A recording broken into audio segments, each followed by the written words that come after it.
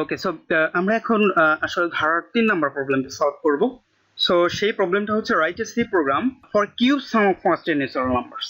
মানে ব্যাপারটা কি, মানে হলো যে আমরা যেই ন্যাচারাল নাম্বারগুলো আমাদের ছিল 1 2 3 4 5 6 এভাবে আপ টু n পর্যন্ত, এই প্রতিটা ন্যাচারাল নাম্বারকে কিউব করলে যে ভ্যালুটা হয়, তার মানে এই যে 1 এর কিউব 3, 2 এর কিউব 3, 3 এর কিউব 3, 4 এর কিউব 3, এভাবে আপ টু n এর কিউব 3, এভাবে এই কিউব করে করে যোগ করলে যে রেজাল্টটা হবে আমরা সেটা বের করতে চাচ্ছি।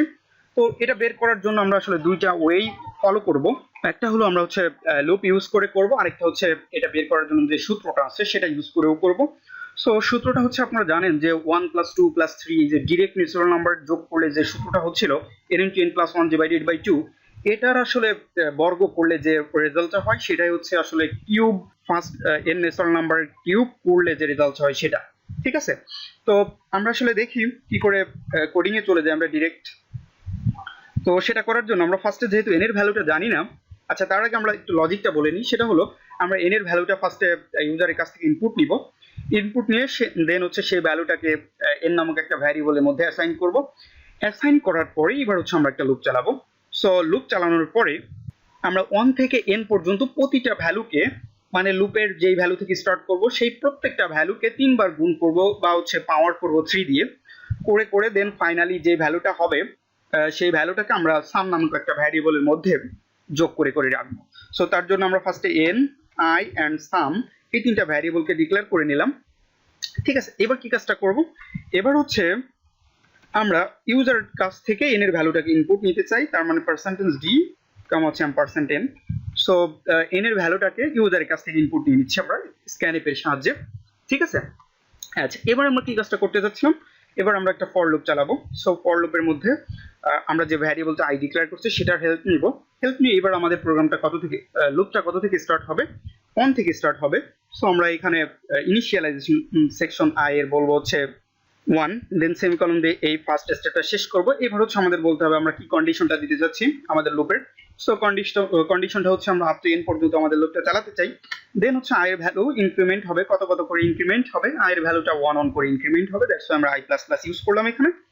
এবার হচ্ছে আমাদের মূল লজিকটা এখানে দিতে হবে যে সাম ইকুয়াল টু সাম প্লাস কত হবে, সাম প্লাস, দেখুন এইখানে i কিউব, আমরা যদি ডিরেক্ট ম্যাথ হেডার ফাইলের হেল্প নিয়ে আমরা যদি পাওয়ার ফাংশনটা ইউজ করতে চাই সেটাও করতে পারবো। সো i এর পাওয়ার 3 মানে হচ্ছে i 3 বার গুণ, বা 1 3 বার গুণ, 2 3 বার গুণ, 3 3 বার গুণ, এভাবে ফাইনালি n হচ্ছে 3 বার গুণ। সো আমরা যদি সেই কাজটা করি, এখানে আমরা যদি বলে দিই i ইনটু হচ্ছে i, তাহলে দেখুন এই কাজটা হয়ে গেল। আবার আমরা পাওয়ার ফাংশনের হেল্প নিয়েও করতে পারতাম। তাহলে এভাবে প্রতিবারে লুপটা যাচ্ছে 1 2 3 এভাবে আপ টু n পর্যন্ত যাবে, এবং প্রতিবারে ভ্যালুটা গুণ হয়ে সামের সাথে যোগ হয়ে ফাইনালি সাম ভ্যারিয়েবলের মধ্যেই ফাইনাল ভ্যালুটা অ্যাসাইন হবে। সো আমরা যদি এখন সামের ভ্যালুটাকে প্রিন্ট করে দিই, মানে হচ্ছে %d \n একটা নতুন লাইনের জন্য, এন্ড ফাইনালি এখানে সামটাকে যদি বলে দিয়ে এবার এই দুইটা লাইনকে আমরা হচ্ছে কমেন্ট আউট করে দিতে চাই। সো কমেন্ট আউট করে দিয়ে এইবার আমরা প্রোগ্রামটাকে রান করতে চাই। ওকে, সো প্রোগ্রামটা রান হলে এবার হচ্ছে আমাদেরকে কনসোলে কিছু ইনপুট দিতে বলছে। সো আমরা যদি সে 3 ইনপুট দিই তাহলে আমাদের আউটপুট আসছে 36, 1 square 2 square 1 cube 2 cube 3 cube মানে 27, আর হচ্ছে 8 আর হচ্ছে 1 মানে 27 মানে 36, তার মানে আমাদের প্রোগ্রামটা ঠিক আছে। সো আমরা যদি আরেকটা ভ্যালুকে ইনপুট দিয়ে আমরা চেক করতে চাই,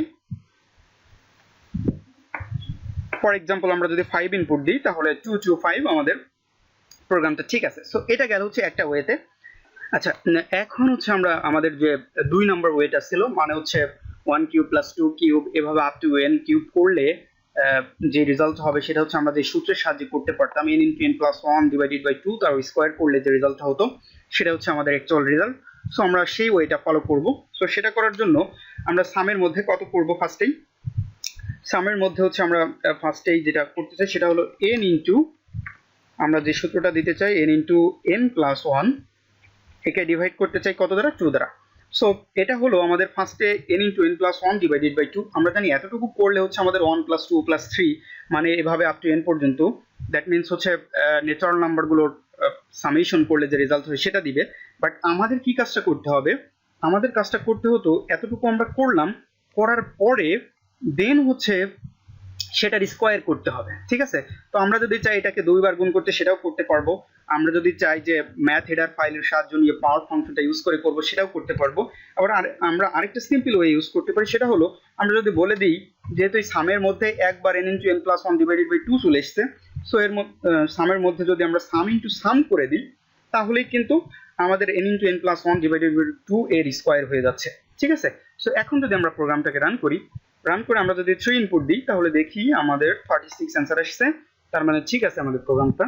আবার যদি আমরা 5 ইনপুট দিই, ফর এক্সাম্পল এখানে যদি আমরা 5 ইনপুট দিই, তাহলে 2 টু 5, যেটা হচ্ছে আমরা লুপ দিয়ে করলেও যে রেজাল্টটা এসেছিল সেটাই আসছিল, ঠিক আছে।